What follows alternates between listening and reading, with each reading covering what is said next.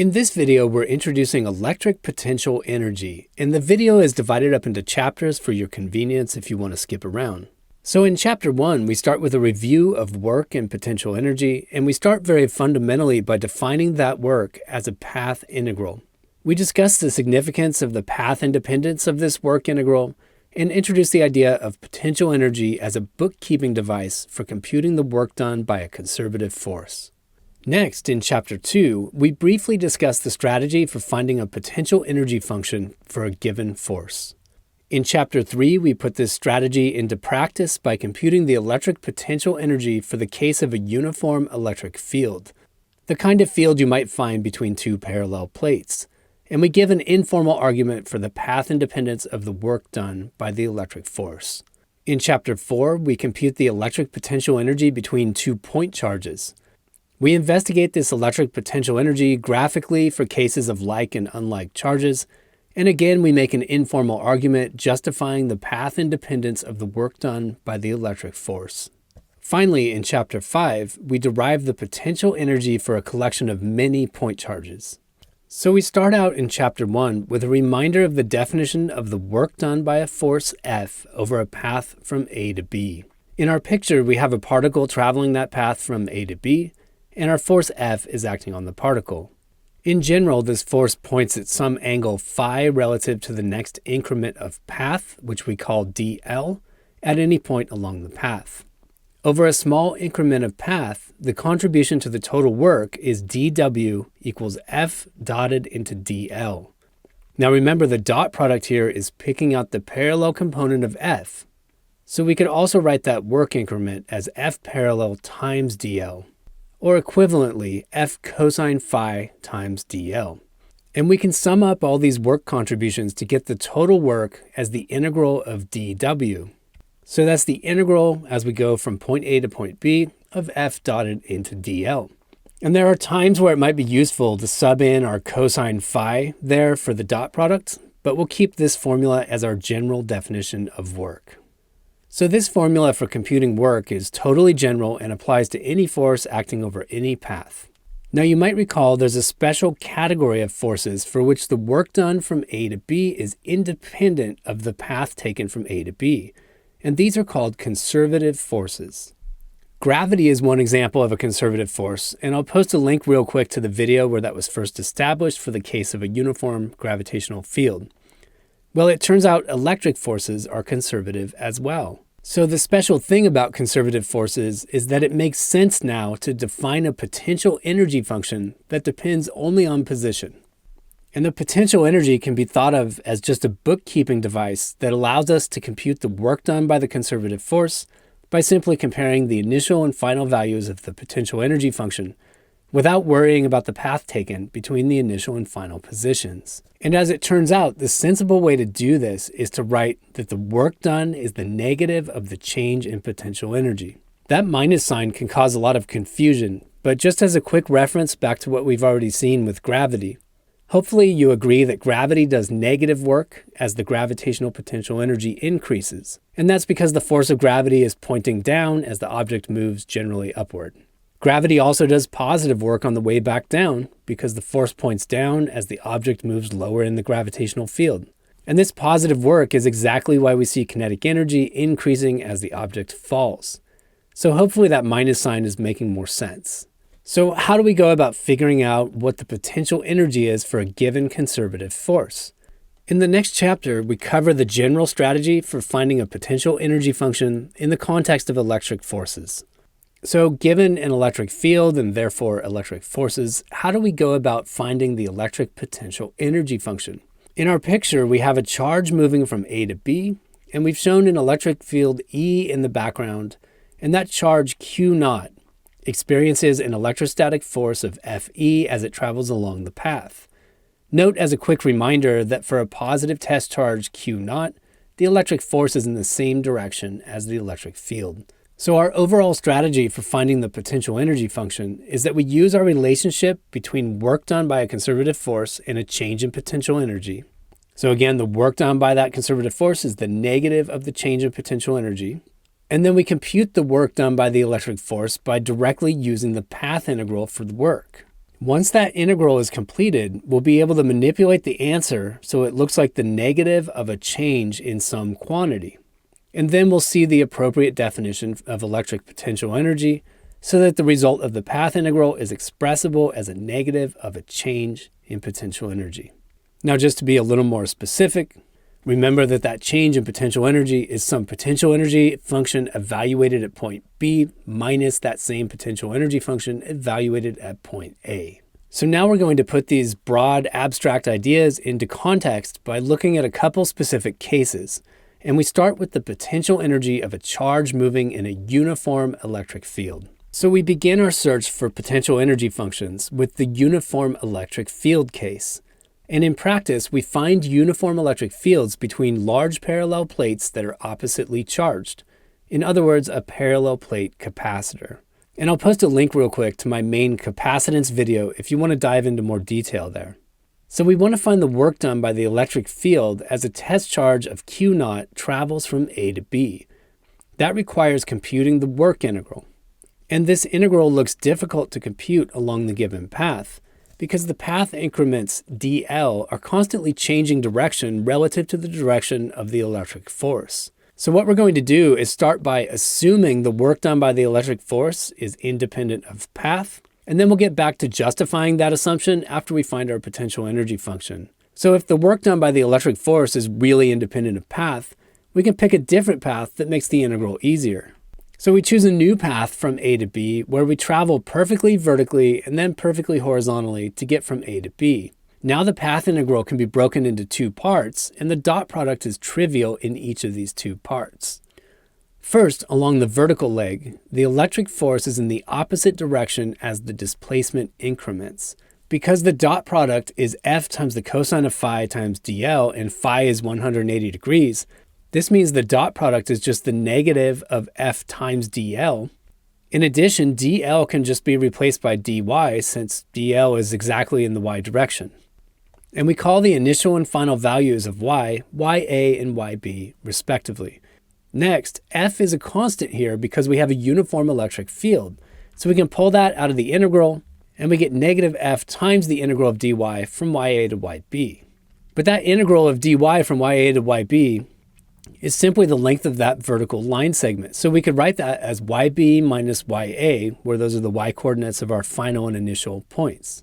Now recalling that the electric force is Q naught times E, just the charge multiplied by the field strength, we can finally write down the work as negative Q naught E times the quantity yb minus ya. And we're going to save that on the back burner while we look at the horizontal leg of the path. We can write down the work integral again as F cosine phi times dl. But here the force is perpendicular to the path increments, giving us an angle of 90 degrees and the cosine vanishes. The work done on the horizontal leg is 0, so that doesn't contribute to the overall value of the work integral. So by choosing a clever path, we found that the total work done by the electric force from A to B is negative Q naught E times the quantity yb minus ya. Now we need to see this as the negative of a change in a function, and that function is the potential energy.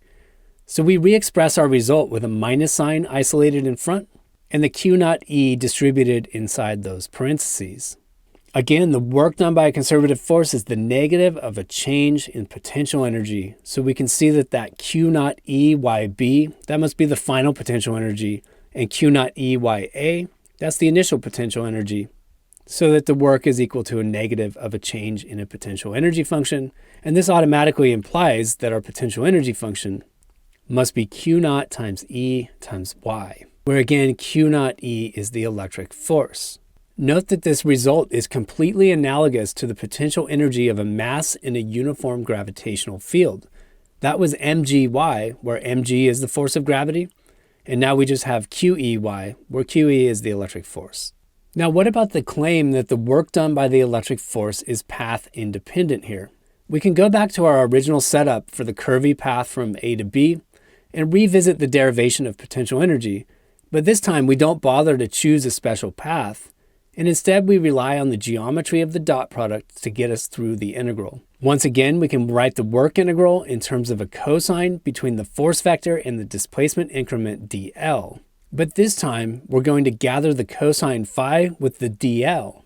And dl times the cosine of phi has a geometric interpretation. Because phi is larger than 90 degrees here, we get a minus sign. But more importantly, the length of dl times the cosine of phi is just a dy. And that's the vertical change corresponding to dl.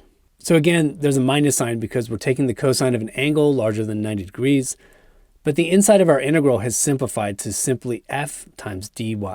And as we integrate dy from our initial position of A to our final position of B, we simply get the size of that vertical change again. So replacing f with QE, again, we end up with negative Q naught E times YB minus YA. This is the same thing we got before, and it means our electric potential energy function is again Q naught times E times Y. And we've found that the work done by the electric field here depends only on the final Y coordinate and the initial Y coordinate, not on the path that we have to take between those 2 points. Our next goal is to compute the electric potential energy between 2 point charges. So in our picture, we have a source charge of Q, a test charge of Q naught, and these are both assumed to be positive just to allow us to draw a field and force vectors. But we'll be able to generalize to negative charges after we get our final results. And what we're doing is watching the test charge Q naught move from point A to point B along some convoluted path. At any point along the curve, the force felt by Q naught points radially away from Q, and we've also shown the next displacement increment called dl along the path, and there's an angle of phi between the force vector and the displacement increment. And our starting point, again, is that we want to compute the work integral as the charge moves from A to B, and then we'll express the result of that integral as the negative of a change in some quantity, and that quantity is then the potential energy function between the 2 charges. So once again, the direct calculation of this path integral looks difficult because the relative direction between the electric force vector and the displacement increment is constantly changing. So again, one way to handle the problem is to take an initial approach of assuming the path independence property for the electric force, and then saying that any path connecting A and B will result in the same value of the work integral. This is a nice intuitive way to begin, and then we can go back later and show that the path independence property is correct. So let's switch to this path instead.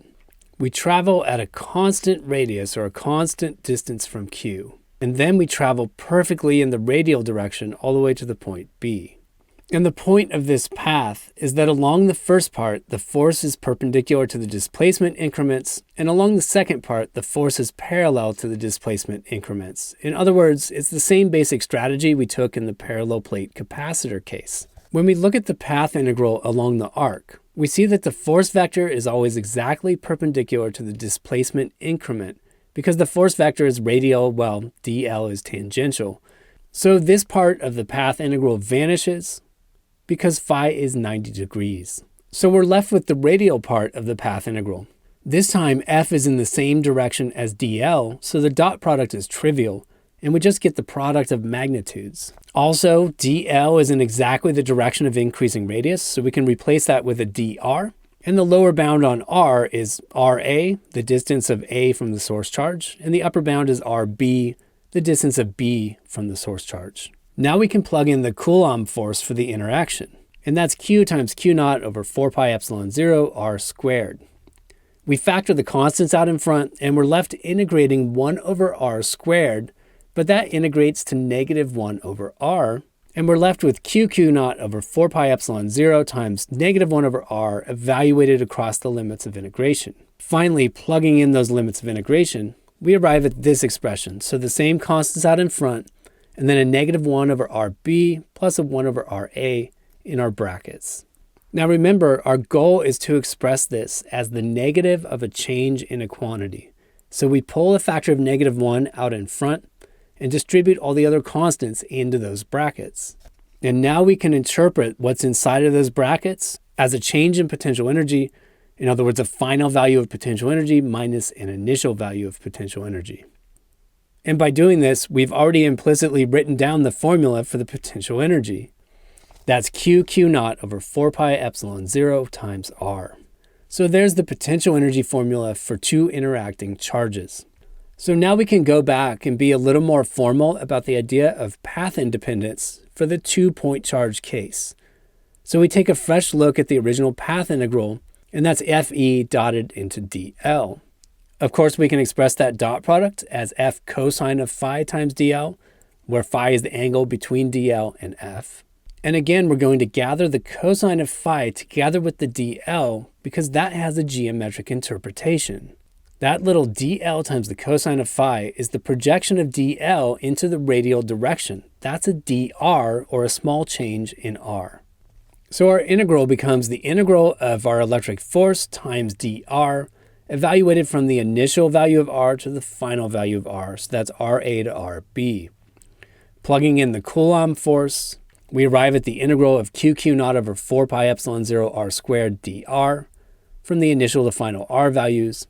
And so this looks familiar. We just pull the constants in front, we integrate 1 over r squared, arriving at a negative 1 over r for that antiderivative, and then we evaluate across the limits of integration, and we pull a minus sign out in front, put everything else inside those brackets, and we have the same difference of a final value of a potential energy minus the initial value, where the potential energy has already been implicitly defined as q naught over 4 pi epsilon 0 times r.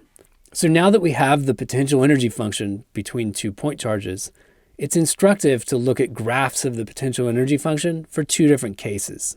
Again, this potential energy function describes the potential energy of the interaction between 2 charges, and they're separated by a distance of r. If these charges both have the same sign, then the potential energy function is positive. And this is actually a section of a hyperbola, and I can see that as r goes to infinity, in other words, as the separation distance goes to infinity, the potential energy function is approaching 0. And as r goes to 0, in other words, the separation is becoming infinitesimal, potential energy grows without bound. Now, it makes sense that the potential energy is increasing as we move the charges closer to each other, because when we release the charges from rest, they'll spontaneously spring apart, converting the potential energy back into kinetic energy. The other feature to note here is that we've already implicitly chosen a reference point for the energy. When r is infinite, u is 0, and that's important to remember later on when we define the electric potential of a point charge in the next video. And I'll post a link to that video on electric potential real quick. Now for the unlike charges case, that makes u negative everywhere. It still grows without bound when r goes to 0, in other words, when the charges become infinitesimally far apart, and it dies off to 0 when r goes to infinity. This makes sense intuitively because 2 unlike charges released from rest will spontaneously move toward each other, in other words, to smaller values of r. So they'll evolve in the direction of decreasing potential energy again, and we'll see an increase in kinetic energy as that potential energy decreases with decreasing r. Finally, there are 2 useful results concerning a collection of point charges. The first one is to find the total potential energy of all the interactions between pairs of particles. So to get this done, we have to sum up the pairwise potential energies for every pair of particles in the collection without accidentally double counting any pairs. And there's an organized way to do this by imagining that we assemble the distribution starting with Q1, then Q2, and so on, each time adding in the potential energy contributions of the new charge interacting with the existing charges. So we start with Q1, and there's no potential energy there because it's not interacting with any other charges. So let's bring in Q2. When Q2 arrives, we get an energy of Q1, Q2 over 4 pi epsilon 0 times the distance between them, which we indexed as R12. Now we bring in a third charge, Q3. And Q3 introduces 2 new interactions because there were 2 charges there already. So we have the distance R13 between Q3 and Q1, the distance R23 between Q3 and Q2, and we add in 2 more sources of potential energy to our total. Now we bring in Q4, and that introduces 3 new contributions to the total potential energy. And there's an important pattern to note in the way we've indexed everything. That first contribution was U12. My separation distance was written as R12. That was the interaction between the first 2 particles. When I brought in Q3, I got U13 and U23, 2 new additions to the potential energy. When I brought in Q4, I got U14, U24, U34. And what I notice is, to avoid double counting any of these interaction potentials, the first number in all of these subscripts is less than the second number. So I have 1, 2, 1, 3, 2, 3, 1, 4, 2, 4, and 3, 4. They all meet that condition that the first number is less than the second number, and that's how we avoid the double counting. So we can continue this process all the way up to the introduction of the nth particle. We keep adding in all the pairwise potential energies, always keeping the first number in the index less than the second number. And we arrive at a formula for the total potential energy in summation notation. And that's the sum of all the Qi, Qj's, the product of the two charges, over 4 pi epsilon 0 Rij. That's the separation distance between the ith particle and the jth particle. And we sum up over all the indices where I is less than j. That catches every pairwise interaction without double counting. So that's the total potential energy for a collection of n charges all interacting with each other on a pairwise basis. But now we want one last useful potential energy formula. And that's the potential energy contribution of a single test charge arriving at an existing distribution of n charges. So there's our new guy, Q naught, and our total potential energy contribution from the arrival of Q naught is just due to its interaction with Q1, Q2, all the way to Qn. So there's all those pairwise potential energies added up, Q1, Q naught over 4 pi epsilon 0 R1, where R1 is the distance from Q naught to Q1, and so on. So we can put this into summation notation, and we get the sum over all the particles from 1 to n of all their pairwise interactions with Q naught. And this formula is going to be very useful a bit later when we talk about electric potential due to a collection of point charges. And I'll post a link to that video at the top left of the end screen. If you enjoyed this video or at least found it useful, check out another one by clicking one of the links on the left, or click the Zach's Lab logo on the right to explore dozens of physics and math playlists. As always, you can leave your questions, comments, and requests in the comments section below, and I'll get back to you within 24 hours. Thanks for watching Zach's Lab, and best of luck on your math and physics journey.